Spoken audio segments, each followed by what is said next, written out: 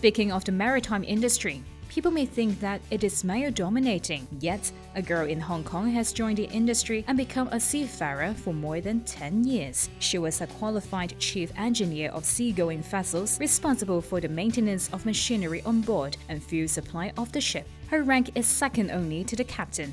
Let's take a look at her story. Joanna Kwok is a qualified chief engineer of seagoing vessels. Lately, she does not need to work on board. She is taking up the administrative work at a shipping company. A few months later, she will go on board again. She recalled how she joined the industry. She had attended a career seminar. Later, she was referred by a friend and was recruited to join the maritime industry. 即係因為行船係每個合約係8日6個月啦，咁所以好似就俾自己一個機會，好似一個 gap year 去見識一啲唔同嘅嘢，即係中意又好，唔中意又好，即係試一次。中意咪繼續咯，唔中意就唔繼續。She studied mechanical engineering and graduated from the Hong Kong Institute of Vocational Education. She started as a trainee in a cargo ship. Her main responsibility was maintenance work of engineering machinery. 你一入到機房咁，都係一股熱氣咁樣，你一開到門就一股熱氣咁湧出嚟，咁可能係平均40零度啦，即係最普通㗎啦。咁即係可能去一啲譬如中東地方啊，即係嗰附近海域就可能甚至去到50度啦。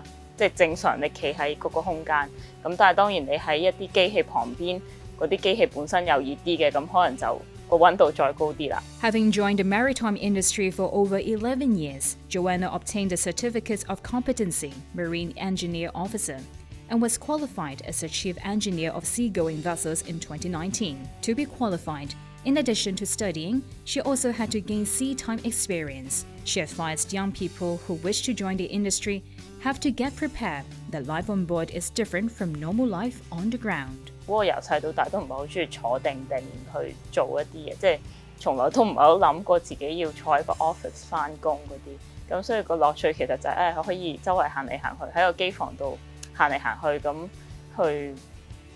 做嘢嘅同時，亦都唔使坐定定咁樣。當然，我哋船上面都有 email 話有啲船，即係有好多嘅船而家都有得上網。咁但係上網速度咁係咪又係好似你岸上面咁咧？咁始終係會有少少折扣嘅。咁可能呢一個要有少少即係有少少心理準備啦。同埋你嘅同事都可能係唔同國籍。咁你可能大部分嘅時候都係講緊英文。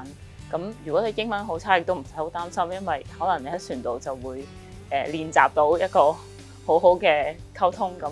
On cargo ships, there are roughly two types of work. Deck crew handles deck department duties. Engineer crew is responsible for machinery maintenance on board. To be qualified as the chief engineer or a captain, one needs to study and gain enough sea time experience. 咁我哋做呢行咧，其實就一路係響一路環遊世界，見好多唔同嘅嘢，累積經驗，咁一路升上去啦。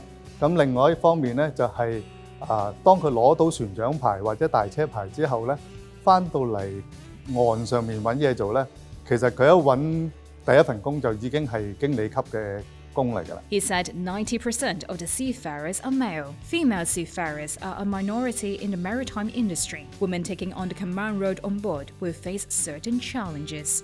你要成班男仔去聽一個女仔去指揮咧，其實都要嗰個女仔基本上嗰個知識方面啊，同埋技術咧，一定要好好啦。喺岸上面，你唔中意你嘅同事，你會唔見佢噶嘛？